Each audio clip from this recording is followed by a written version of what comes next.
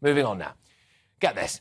A report co-authored by a UN judge says that the UK should pay up to £18.8 trillion in reparations for its involvement in slavery.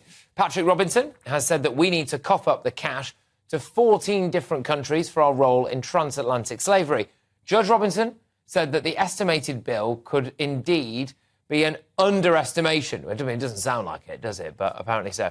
The Brattle Group report on reparations for transatlantic chattel slavery calculated £87.1 trillion should be paid from slaveholding states in total. The report comes as the family of former Prime Minister William Gladstone have this week apologised for his role in the slave trade. So, do you think we should pay up for something that happened in our history, or should we just leave the past in, well, the past?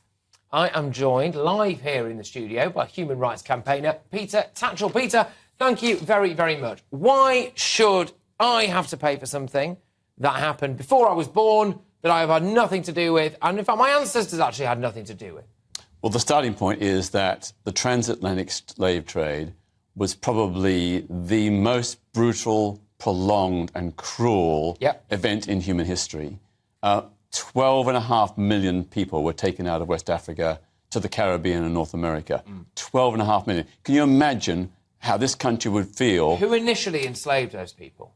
Well, there were lots of different people, but it's true that some of the African rulers were complicit in the slave trade, as were some Arab slavers, but the primary role was in imperial countries like Britain, France, Spain, Portugal, and the United States, so if someone buys a wrap of cocaine, should we clobber them massively, or should we go after the cocaine manufacturers? Because I would argue that we wouldn't have had a transatlantic slave trade if people in Africa and some Arab states as well hadn't done the initial enslaving.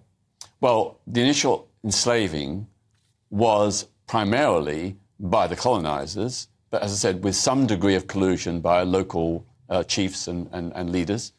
But, you know, we did this, and I asked people to think, how would we feel if a foreign country came to Britain and took out 12.5 million young, fit men? We'd be very aggrieved, wouldn't we? But not only would it tear families apart, it would destroy our economy.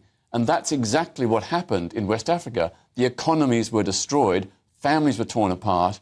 When they went to the New World, they were forced to work without pay and under very brutal, cruel conditions. People were executed on the spot for the most petty infractions of the rules. Do you honestly yourself personally feel a burden of responsibility for that? I don't feel it myself, but I do think we collectively as a nation, we benefited from slavery. You know, many of our great cities were built from the wealth of slavery. The Industrial Revolution was in part funded by slavery. So, of course, our country as a whole has benefited. Now, when it comes to reparations, I think the first thing that has to happen is for the Prime Minister to say sorry. So, hang on. That would be the decent thing. A Prime Minister of Indian heritage, you think, should be the Prime Minister to say sorry for our role in the slave trade? Well, he is the Prime Minister of Britain. He represents the British people and the British state. And the British state was part of the slave trade, and so for the matter, was the royal family. But it's quite a good example, though, because at the moment in Britain we have millions of people who who weren't born in Britain or who came from ancestors who weren't born in Britain, quite a lot from nations where the slave trade would have been prominent. So if we as a country are paying £18.8 trillion, they would also have to pay, wouldn't they? Well, absolutely. You know, we as a collective, as a country, but I'll tell you how to pay it. The 250 richest people in Britain have a combined personal wealth of £700 billion. Right. If they paid an annual tax of just 1%, that would raise £7 billion a year towards paying off this reparation. Now, they wouldn't actually lose out because their wealth is increasing at the rate of 8 to 10% every year. So they just get 7% or 9% increase in wealth instead of 8 or 10%. So there's one way we could pay for it without ordinary people having to cough up out of their pockets. Why do you think... I don't think poor Britons should be the ones who pay for it. Well, at least you've got a solution. I mean, I know a lot of people might disagree with it, but at least you've actually decided that not everybody would have to pay it. When's it the Irish people's turn?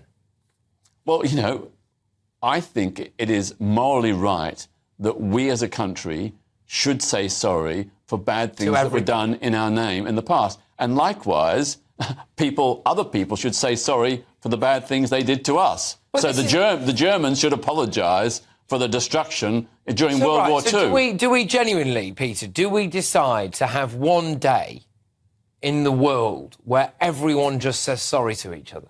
Well, I think it has to be said with conviction. It doesn't have to be one day. It has to be done sincerely, and I don't think it has to be one day, but I just think that morally and ethically, it's the right thing to acknowledge that bad things were done and to say sorry. Okay, fine. Saying sorry doesn't cost a penny. And when do we get our money from the Vikings?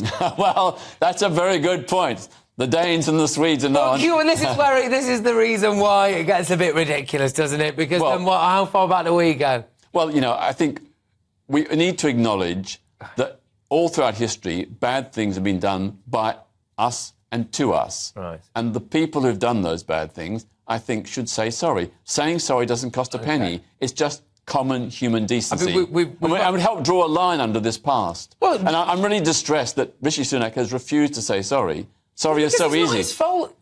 But he represents the state that did these things. Wow. Think of the suffering. I mean, this is...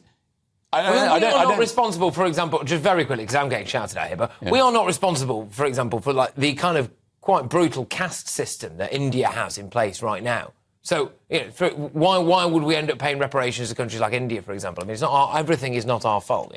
Well, of course, not everything is our fault. And, of course, there are lots of bad things happening in India right now that are nothing to do with Britain, and we have no obligation to say sorry. Right. But where we have identified errors and bad things, I think we should do the decent thing. We haven't even had time to get onto the fact that we also, there's no doubt, loads of people are shouting at their TV screens now that we helped to end the slave trade, but we're going to have to draw a line under it. Peter, thank you very, very much. Thank you. I've enjoyed that, Peter Tatchell.